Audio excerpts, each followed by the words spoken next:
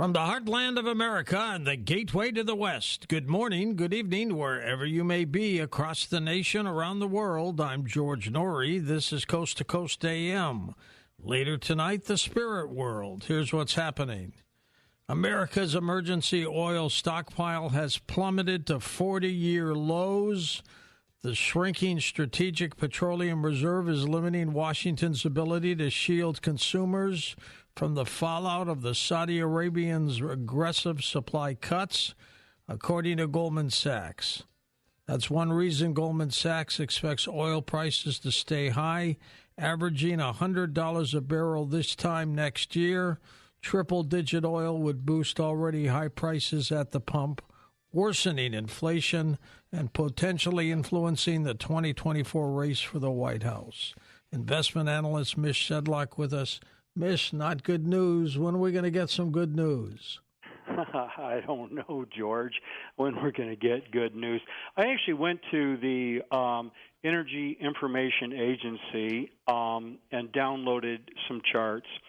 The Strategic Petroleum Reserve is down to about 350 million barrels as of September 22. In August of 1983, it was 345 million barrels. The highest it got was about 724 million barrels. When Biden took office, it was 634 million barrels. So since he's taken office, it's fallen 44%. I did the calculation, something like that. Now, this probably sounds worse than what it is. And one of the reasons is, so if you're looking for good news, is the U.S. is largely energy independent. We don't get a lot of oil from Saudi Arabia, from Iran, from other places. We mainly get it here. But on the other hand, George, a lot of this is political. I pulled up a White House fact sheet from about a year ago, October of last year. And Biden pledged to strengthen U.S. energy security. He certainly did not do that. He pledged to encourage production. Absolutely not. He is discouraging production, and he would bring down costs. Now, it's debatable on that latter point. But for political reasons, he released all of these reserves. He pledged to build them back up at 50 to 60 dollars a barrel. The thing is, we never got down there. The lowest we got recently was about $64 a barrel over the range he said that he was going to do this. Now, the gasoline prices are shooting up. That's not good news. I'm concerned for the first time, George, about a government shutdown. You know, we've talked about these many times over the years, and I've always poo-pooed them. But there's a handful of Republicans here now that are really hell-bent on shutting down the government. I don't know what good can come from it, but they're going to do it. And we've also, the other thing that I've warned about over the last couple of months was a strike, and it can be really nasty. The UAW's in that. So we've got a pretty bad mix here of politics, George. All right, my friend. And they say if the government shuts down, we still will get Social Security checks. Bruce Springsteen is canceling all the remaining dates on his 2023 tour due to peptic ulcer disease. A statement shared on his Instagram reads, Bruce Springsteen has continued to recover steadily from peptic ulcer disease over the past few weeks and will continue treatment through the rest of this year on the doctor's advice. It continued with this in mind, and out of an abundance of caution, all remaining 2023 tour dates for Bruce Springsteen and the E Street Band will be postponed until next year. Target Corporation will shutter 9 stores across 4 states on October 21st because of theft and threats to safety. The latest and loudest example of a retailer exiting urban locations because of crime. Howard Bloom, author of The Global Brain, with us. Howard, not a good sign at all, is it? And it goes a lot further than Target. Yesterday, Target announced, as you said, that it was closing 9 stores in 4 states. In October, on the 21st, because of a new form of organized crime that we've discussed twice before, smash-and-grab robberies, flash robberies, the sort of robberies that hit a Wawa convenience store in Philadelphia on Sunday when it was invaded by between 50 and 100 teenagers who swept goods off the shelves and stole what they wanted. The kids threw drinks at each other. One girl climbed up on a counter and twerked, and the kids filmed their deeds. By the time the kids fled, they had trashed the place so badly that Wawa then closed the store permanently. Target says that it's losing $500 million a year to these robberies. Jeez. And the National Retail Federation says that retailers across America are losing $112 billion a year to this increase of theft.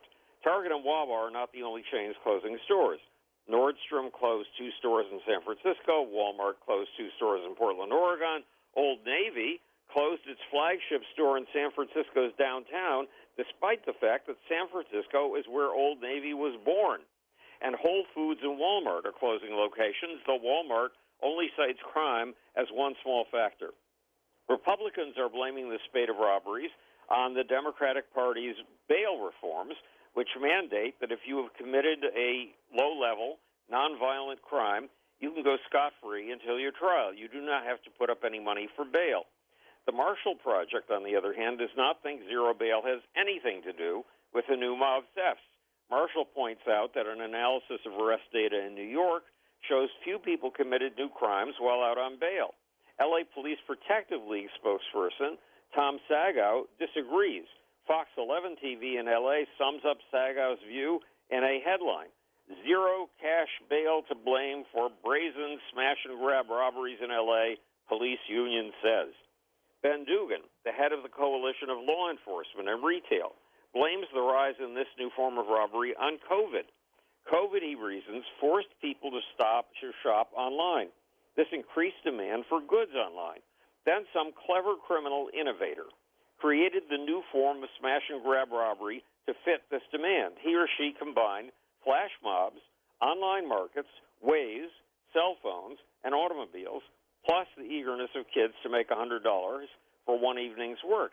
He set up a system in which between a dozen and 100 kids who have never met before converge on a store simultaneously, snatch as many goods as they can, leave in 2 minutes, then are carried away by a fleet of highly coordinated rented getaway cars with their license plates covered or replaced, cars whose routes have been carefully mapped out in advance to make sure the fleeing thieves and their goods do not get stopped by traffic. The organizer then arranges the sale of this loot via online marketplaces like Facebook Marketplace or eBay. This is a lucrative business.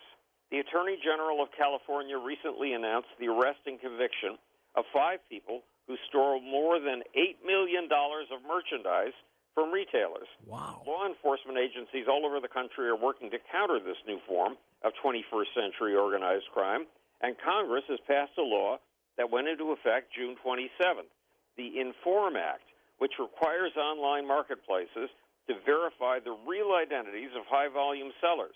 This would stop sellers. It would strip them of their ability to hide behind fake identities. Backing the Inform Act is the full force of the Federal Trade Commission. But all of this means that brick-and-mortar stores are experiencing something you heard about years ago.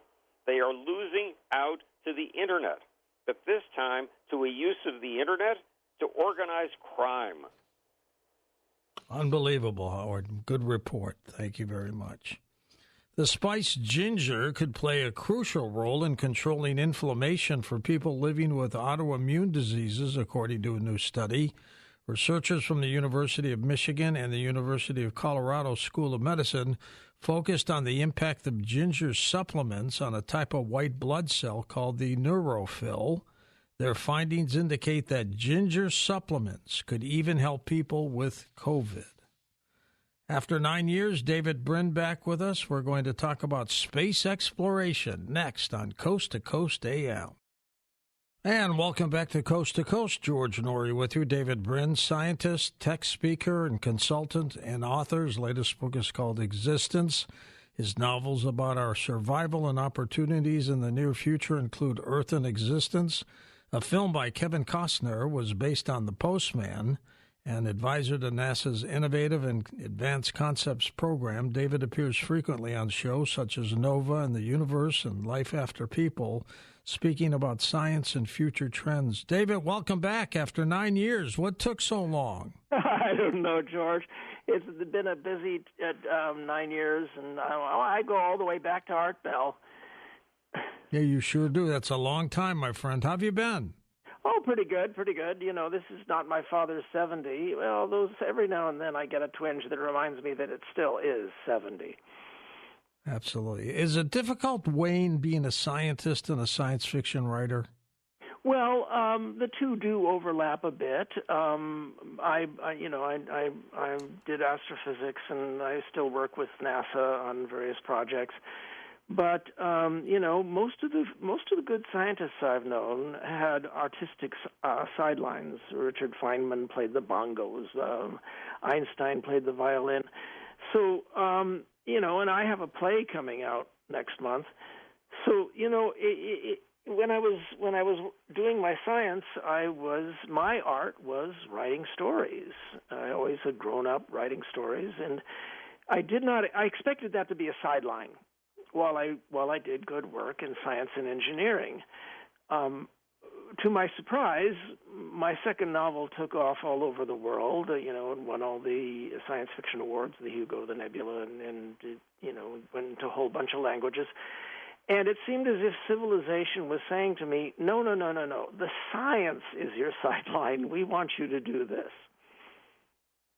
And you have said that science fiction was a poor name. What would you use without it? Well, only about 10% of science fiction authors are scientifically trained as I am, but a lot of them write really good what's called hard science fiction. That's science fiction that has a lot of good, solidly grounded scientific speculation in it. And some out there are getting pretty famous for it. English majors like Nancy Kress and Greg Bear and Sheila Finch, and especially Kim Stanley Robinson.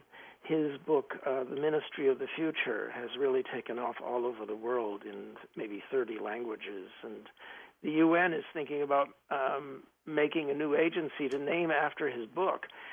So, but all of these are English majors who do scientific science fiction very well because they learned something that I want. My first recommendation to those in the audience who really are curious is they learned the trick of haunting a nearby research university.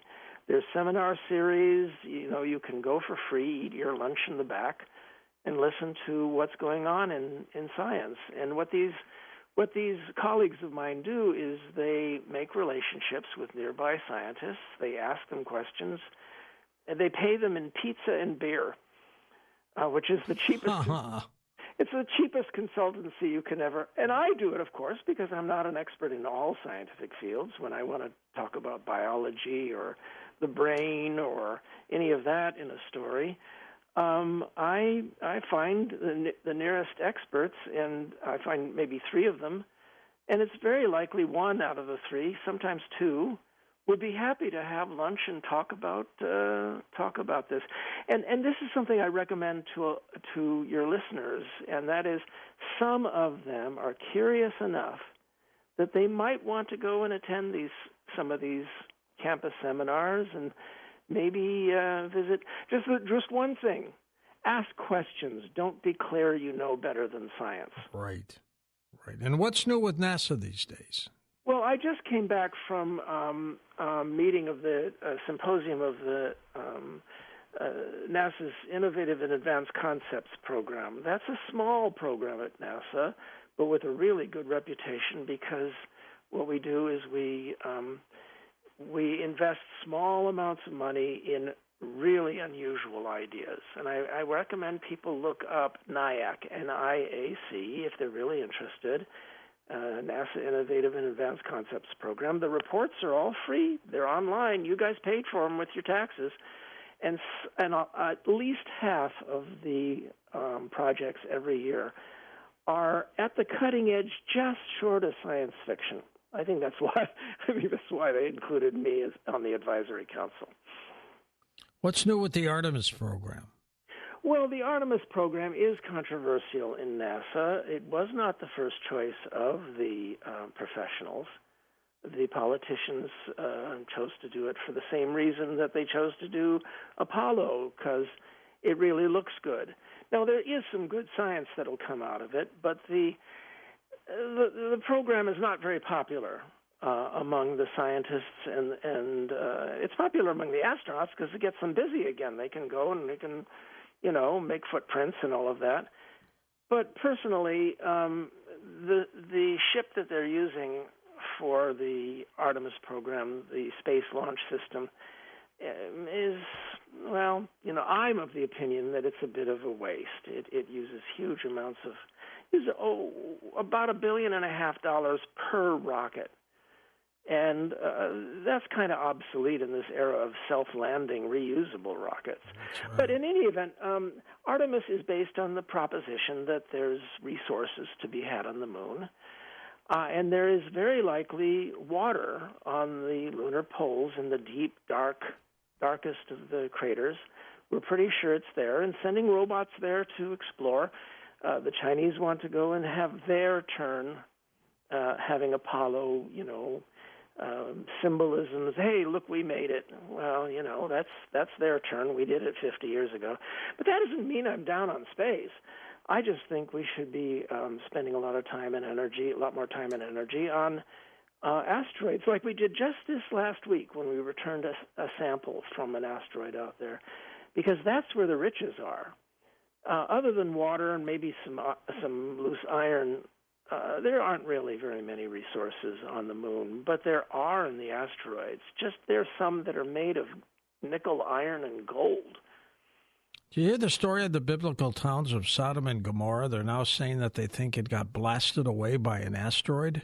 Well, that is absolutely fabulous. Now, mind you, as a science fiction author, I am open, and sometimes my science fiction side, has a bit of a struggle with my science side, like when we're talking about UFOs and things like that. But the information about Sodom and Gomorrah is actually kind of compelling. It's kind of interesting. There is some real evidence that a very large meteorite might have, and it's not been proved, but there's some solid evidence that a meteorite may have landed in the Dead Sea, may have come down in the Dead Sea Valley, not far from those two cities, and caused a lot of fires. And it's not to say that's not how God might not have worked. I mean, it's very intriguing that maybe that's the way the big guy decided to blow up that town. Well, the idea that, and mind you, I get involved in theological discussions. I have a play that's coming out in a couple of weeks that's a theological argument play, a scientist arguing with the devil. So, these thoughts certainly are intriguing to me.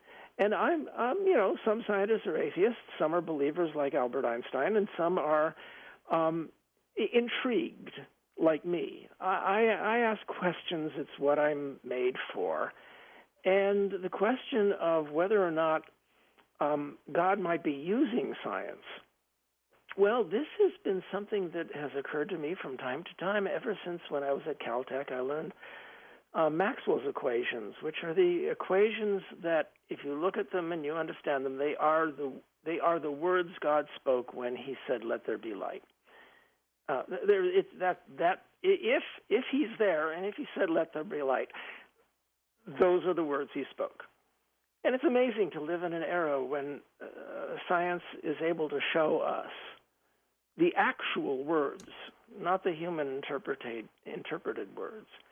That's worthy of theological respect, whether you're an atheist, agnostic, or a believer. David Brin with us. His website is linked up at coasttocoastam.com. He's also got a blog, and he's on Twitter X as well. His latest book is called The Existence. We'll talk a little bit about that after the break. It is truly remarkable, though, how science and religion truly do mesh. If you look at it very closely, David, it's almost identical. Well, there certainly are overlaps, and there are people working very hard right now on the compatibility of those two views of thought. David, we're going to take a short break, but we'll come right back in a moment to talk with you. And, of course, next hour, we open up the phone lines and we'll take some calls. And welcome back to Coast. George Norrie back with scientist and author David Brin. We're going to take calls with David next hour here on Coast to Coast. Lots more ground to cover with him. David, your latest book is called Existence. Give us a little highlight of this. Well, actually, I've been doing a few more since then. I'm doing a couple of series of novels for young adults, for teenagers, because I found that the combination of Hollywood and cheap sci-fi is offering for kids pretty dark views of the future. Sure. I mean, my novel, The Postman, starts out with an apocalypse and is about people rediscovering citizenship and rebuilding America. And that heart of that story was conveyed by Kevin Costner, even though he scooped out and threw away most of the brains from the book. You kind of expect that, and the movie's very, very pretty. I think it's one of the most beautiful shot movies ever made. But as far as kids are concerned, well, I have two series. One is the premise is that aliens kidnap a California high school and live to regret it. And the other one is about that only teenagers can tell apart through time and space. So these are adventure stories for kids. But Existence is one of my more serious novels. It's all about the near future and the problems that we face with not only the Earth itself being in peril, but also this amazing civilization of ours as various forces try to restore the normal form of government for humanity. 6,000 years, 99% of our ancestors lived in various forms of feudalism. Some were called samurai in Japan. Some were called, kings and dukes in Europe. Some were called chiefs in various parts of the world. But it's feudalism that most of our ancestors lived under, and that's what Adam Smith and the American founders rebelled against. Without giving away the end of the book, is there a way out for all of us? Well, we're living in the way out. Only about 0.5% of, if you study history, only about 0.5% of human civilizations ever tried anything other than feudalism, and that is ruled by the rich and the powerful, who then pass the power on to their sons, their eldest sons, to own everybody else's children without having earned it. And we have this, especially males, have this drive built in because we're all descended from the harems of the guys who succeeded. The guys who did with their gangs of bullies pick up swords and take over a kingdom and then gather harems, whether the women liked it or not, and passed on their genes. So we're all descended from the harems of these guys, and it's no wonder that so many in our civilization love these fantasy stories about feudalism, Game of Thrones and things like that. Or one that I admire, like Tolkien's Lord of the Rings. Mm-hmm. And so it's the way out was pointed out by Adam Smith and by the American founders, and that is to make a civilization that's flat, and everyone argues, and we sometimes get in each other's faces, and sometimes we forget we're fellow citizens, like we're doing right now in this country. But 250 years we've been doing this. 250 years. That's a quarter of a millennium. And so far, we've done more than all other civilizations combined. Absolutely. All of them combined. There's a lot of talk these days, David, about artificial intelligence with ChatGPT. They're doing remarkable things with it. Are you afraid of this? Well, naturally, my science fiction side and my science and engineering side, I've worked in artificial intelligence. Science fiction, I finished Isaac Asimov's Foundation and Robots universe for him with a novel called Foundation's Triumph. So, I really understand these laws of robotics and some of the things people are talking about. And sure, it's frightening, especially since these new AI systems are not intelligent beings. They can't be if you look at the actual way they're created, but they can fake it really, really well. There's something called the Turing test, named after Alan Turing, the guy who broke the German code in World War II. And that's if a computer can communicate with you by text or by speech, and you can't tell it's not a human, then it must be a sapient creature. It must be intelligent. Well, we now know the Turing test is false. These new devices are passing Turing tests all over the place. They're fooling people left and right. But they're not intelligent yet. And I risk insulting them, because what if they are and they're listening to Coast to Coast right now? Sure. Yeah, well, absolutely. Some of my science fiction, I talk about aliens listening on our internet. I mean, why would they need to buzz us, or probe farmers or any of the other stuff, when all they'd need to do is get on the internet if they wanted to make contact or wanted to spy on us? And of course, there you are. Now it's not just AIs listening, to the Coast to Coast show that I'm on right now, or the recording. It's aliens too. You see, I've got a bit of an imagination. They may call in when we take calls with you next hour. Oh, actually, I used to do that all the time. I used to pause in the middle of the broadcast and say, all you alien guys, now get your space pencils ready, because I'm going to get you the telephone number of the Jet Propulsion Lab. And all you have to do to make contact is call them up. Say something you're going to do to the crater Aristarchus on the moon tomorrow night. They'll watch. And if you do something, they'll know you're not one of the human kooks. they'll be waiting for your call. In a lot of your novels, you have a process called uplift. Explain that. Well, my first few novels dealt with another way that we get intelligent life that's not human, and that is if we do for some of the other animals that are on this planet the favor that evolution gave us the hard way, or God, or a combination of God using evolution. I'm not saying that doesn't happen, but we're reaching the point now where we can inject genes into some of the higher animals and change their intelligence. So, you've seen sci-fi movies about that, like Sure. The Apes. But it's always shown as a scary story. But what if that's our job? What if it's our job as the first ones to make it through great pain and that horrible story called history and feudalism and the darkness that we're just climbing out of? What if we find ourselves in a position that we can help the ones that are almost there, like dolphins and chimps and others? Well, aren't we behooved to do it? Isn't it our job to help those less well off than us?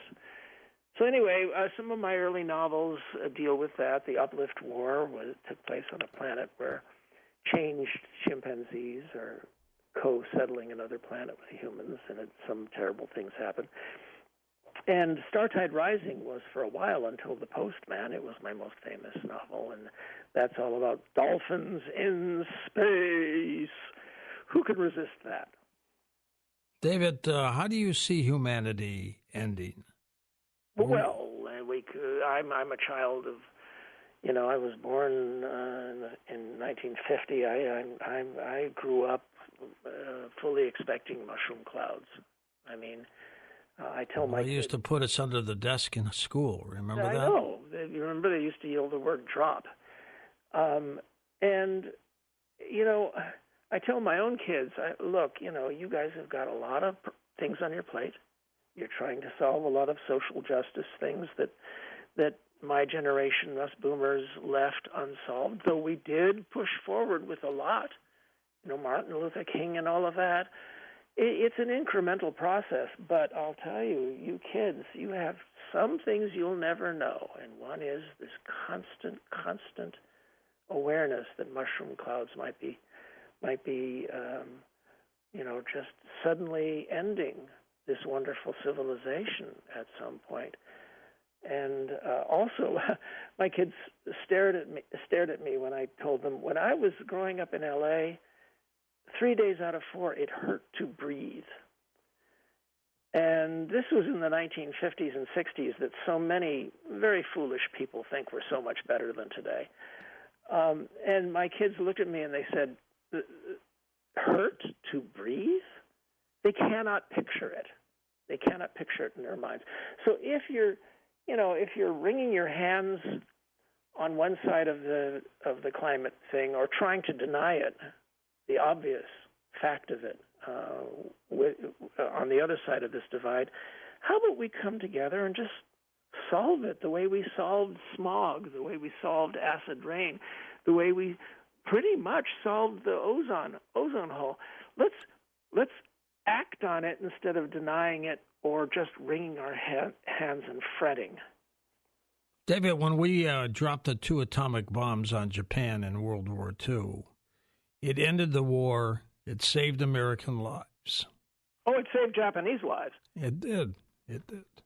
Well, the thing is that, of course, this new movie Oppenheimer, it takes a fairly balanced view of a very flawed man who served his country and then had flaws, but he served his country brilliantly, and he got together the most brilliant people, the refugees fleeing the Nazis, and Americans, scientists and engineers, and did this thing that, hey, look, we got karma from it that we're still working off. The fact that we could not come up with a better way to end that war is culpable, and heaven will require some degree of payment for that. But we could not think of anything else. There was nothing else.